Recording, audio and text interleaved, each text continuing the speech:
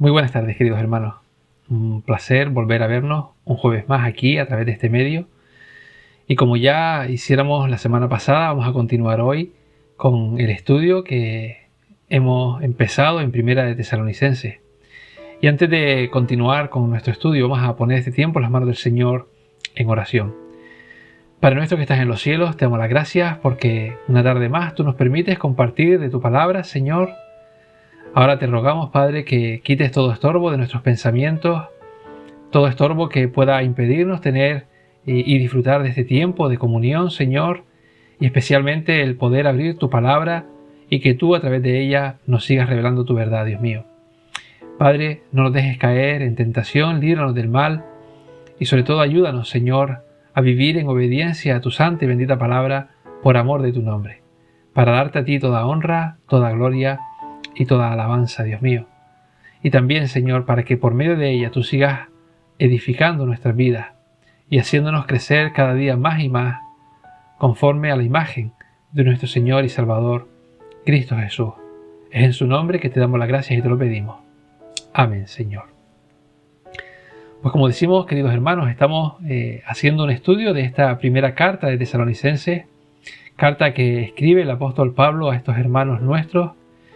Y a través de esta carta, lo que estamos viendo, lo que estamos estudiando es el crecimiento espiritual de una iglesia modelo. Una iglesia modelo que es aquella que sigue y vive el modelo de Cristo, el ejemplo que Él nos ha dejado. Y lo hace a la luz, por un lado, de ese mismo ejemplo de Cristo y también de su regreso inminente. Y hoy me gustaría que me acompañaran para poder leer Primera de Tesalonicenses, el capítulo 2, los versículos del 1 al 12. Y no vamos a estudiar toda esta porción del pasaje, pero ya la vamos a leer entera y si Dios quiere iremos desgranándola a lo largo de las próximas semanas. Primera de Tesalonicenses, capítulo 2, del 1 al 12. Y dice así la palabra: Porque vosotros mismos sabéis, hermanos, que nuestra visita a vosotros no fue en vano, sino que después de haber sufrido y sido maltratados en Filipos, como sabéis, tuvimos el valor, confiados en nuestro Dios, de hablaros el Evangelio de Dios en medio de mucha oposición. Pero nuestra exhortación no procede de error ni de impureza, ni es con engaño, sino que así como hemos sido aprobados por Dios para que se nos confiara el Evangelio, así hablamos, no como agradando a los hombres, sino a Dios que examina nuestros corazones. Porque como sabéis, nunca fuimos a vosotros con palabras lisonjeras, ni con pretexto para lucrar, Dios es testigo, ni buscando gloria de los hombres, ni de vosotros, ni de otros, aunque como apóstoles de Cristo hubiéramos podido imponer nuestra autoridad. Más bien demostramos ser benignos entre vosotros, como una madre que cría con ternura a sus propios hijos, teniendo así un gran afecto por vosotros. Nos hemos complacido en impartiros no solo el Evangelio de Dios, sino también nuestras propias vidas, pues llegasteis a sernos muy amados. Porque recordáis, hermanos, nuestros trabajos y fatigas, cómo, trabajando de día y de noche para no ser carga a ninguno de vosotros, os proclamamos el Evangelio de Dios.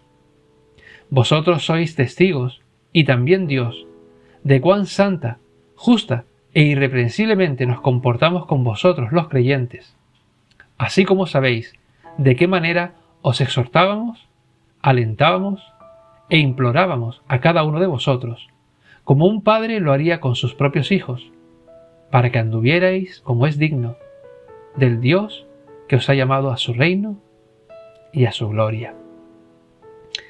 Miren, hermanos, el primer punto que hoy queremos destacar en este texto es el poder transformador del Evangelio en una iglesia modelo, en una iglesia que vive el modelo de Cristo, el poder transformador del Evangelio. Miren, aunque el apóstol Pablo fue un hombre usado por el Señor con poder, como sabemos, para transformar muchas vidas. Así lo podemos leer, por ejemplo, en el versículo 9 del capítulo anterior, o también podríamos verlo en otros textos de la palabra. Sin embargo, el apóstol siempre fue plenamente consciente de que el verdadero poder transformador no era de él. No era un poder que proviniera de él, sino que éste procedía del Señor y de su Evangelio. Así, Pablo, por ejemplo, reconoce lo siguiente en 1 Corintios capítulo 2, versículo 2.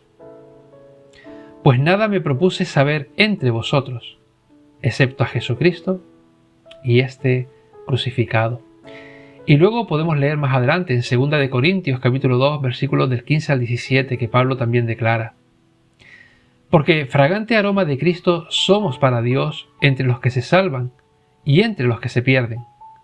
Para unos, olor de muerte para muerte, y para otros, olor de vida para vida. Y para estas cosas, ¿quién está capacitado? Pues no somos como muchos que comercian con la palabra de Dios, sino que con sinceridad, como de parte de Dios y delante de Dios, hablamos en Cristo. Es por esta razón, queridos hermanos, que Pablo, sabiendo que ese poder no provenía de él, sino que provenía de Dios, es por esta razón entonces que él sabía que su trabajo no era un trabajo en vano. Proveniendo, como decimos, de quien provenía ese poder, nunca podría ser su trabajo en vano. Así también entonces nosotros como iglesia, una iglesia que debe de ser modelo, ejemplarizando a Cristo, es aquella iglesia que con ese pleno conocimiento de su dependencia en Él, en el Señor, pues solo va a predicar su evangelio, solo el evangelio de Cristo, nada más. Y si lo hace de esa manera, entonces podemos reconocer y estar seguros que nunca vamos a trabajar en vano, sino que será usada esa iglesia por el Señor, porque su palabra, ¿verdad?, será usada con poder transformador, porque obraremos en la manera y en la forma que Dios quiere, sabiendo que el poder proviene de Él, del Señor. En segundo lugar, también podemos ver en este texto la confianza de una iglesia modelo en el poder de Dios. Miren, queridos hermanos, todos sabemos, como también Pablo sabía perfectamente, y como a lo largo de la historia han sabido muchísimos otros hermanos nuestros, que predicar solo a Cristo y su Evangelio jamás, nunca va a ser fácil. Nunca. ¿Acaso no lo hemos experimentado, verdad? También nosotros en muchas ocasiones, incluso con personas que son cercanas, personas que son queridas, pero que sin embargo encontramos, ¿verdad?, oposición o dificultad. Y miren, es que mientras más fieles seamos al mandato, mientras más lo obedezcamos y más vivamos como Dios nos demanda, evidentemente más oposición habrá, más oposición nos vamos a encontrar. Y es así, y en esos momentos es entonces cuando van a empezar a surgir las presiones que vendrán para que intentemos suavizar el Evangelio, presiones para que no seamos predicadores o personas que compartan ese Evangelio, incomodando a los pecadores a los cuales les vamos a hablar de Dios. Presiones para que hagamos más agradable y aceptable el mensaje, incluso quizás adaptándolo para que agrademos sus oídos. Y así, queridos hermanos, presiones de todo tipo. Pero miren, una iglesia modelo nunca va a confiar ni a descansar en esas, vamos a decirlo entre comillas, estrategias humanas para cumplir con la misión y así evitar esas presiones. Nunca va a confiar ni a descansar en esas estrategias humanas, sino que nosotros vamos a confiar solamente en uno, solamente en Dios. Y lo vamos a hacer a pesar de dichas presiones. Y de hecho, cuando éstas vengan, la confianza de una iglesia modelo solo va a ser en Cristo. Y en Cristo descansará. Y un tercer punto que podemos ver en este pasaje es el compromiso con la verdad de Dios que tiene una iglesia modelo. Así lo vemos en los versículos del 3 al 6. Una iglesia modelo que se sabe dependiente del Señor y que se sabe dependiente de su Evangelio, sabiendo además que ese poder de Dios es el poder de su palabra.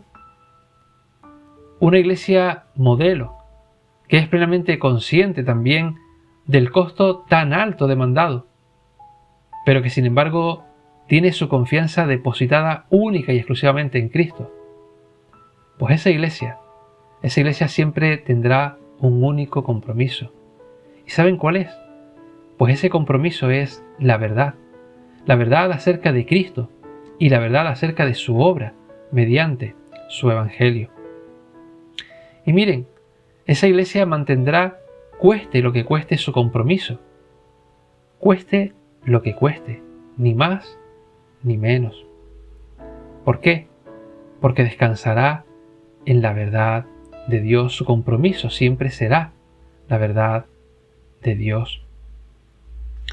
Así que, en conclusión, queridos hermanos, como iglesia, como creyentes, vivamos manteniéndonos firmes en la proclamación del Evangelio de Cristo, anunciando su obra bendita de salvación, y hagámoslo confiando plenamente en su poder, en el poder de Dios y de su palabra. Miren, quitémonos de la cabeza cualquier idea que nos haga pensar o creer que depende de nosotros en alguna medida, de nuestra fuerza o de nuestra capacidad. Es el poder de Dios el que obra. Por esto mismo, tampoco nos sintamos entonces desalentados, porque descansando en esta verdad, sabemos que el trabajo no va a ser en vano. Sí, es cierto, no va a ser fácil, nunca ha sido fácil. Si nos sujetamos solamente a la verdad de Dios y defendemos esa verdad, nunca será fácil. Habremos de encontrarnos con dificultades y nos querrán hacer cambiar para que las personas reciban con agrado la palabra. Pero miren, mantengámonos firmes en el Señor, cueste lo que cueste, con nuestro compromiso con la verdad de Dios. En estos tiempos por los que estamos viviendo, y más aún en estas fechas a las cuales estamos llegando, se hace necesario, queridos hermanos, que la iglesia de Dios sea una iglesia modelo, siguiendo el ejemplo de Cristo, y que con más denuedo, con más valor, prediquemos de su Evangelio, porque sabemos que el único que provee verdadera esperanza, y en el único en el cual hay salvación, es en nuestro Señor Jesucristo. Que el Señor los cuide, queridos hermanos, que el Señor les regale un buen tiempo de Navidad, que sea un tiempo de comunión, un tiempo de buscar al Señor para darle alabanza, gloria y gratitud por lo que Él es en nuestra vida. Y que como iglesia y como creyentes sigamos siendo modelos, siguiendo el ejemplo de nuestro Señor y Salvador Jesucristo. Que Él los cuide y los guarde. Y pronto nos volveremos a ver, si es la voluntad del Señor, y continuaremos con este capítulo 2 en estos primeros 12 versículos de Tesalonicenses, para ver y para aplicar a nuestras vidas lo que el Señor nos enseña a través de ello. Que el Señor lo guarde. Amén.